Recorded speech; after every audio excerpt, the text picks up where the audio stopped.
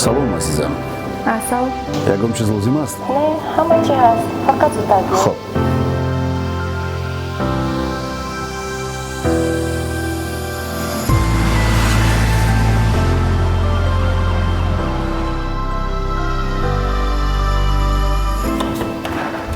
Ассалому алайкум. Хуш омадед. Гузаред.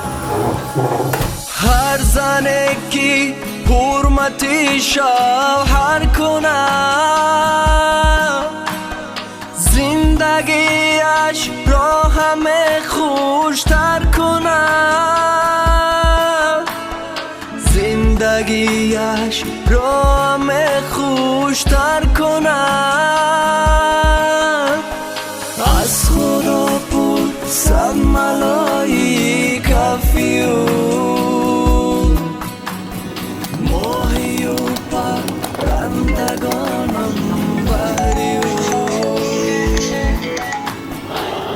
бай азизам. Ассалому алайкум. Дар хона нон тамом шудааст. Зуд ба мағоза рафта биёрам?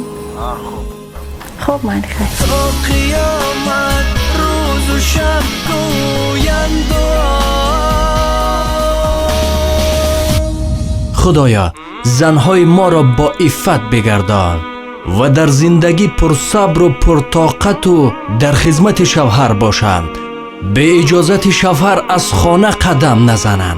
تنفیقشان بده که لباسهای بیبی و بیبی کلانها را دربر کنند، نه بیگانه، و آرا و تارا و زیبایی را برای مردها در خانه بکنند، نه کوچه. آمین.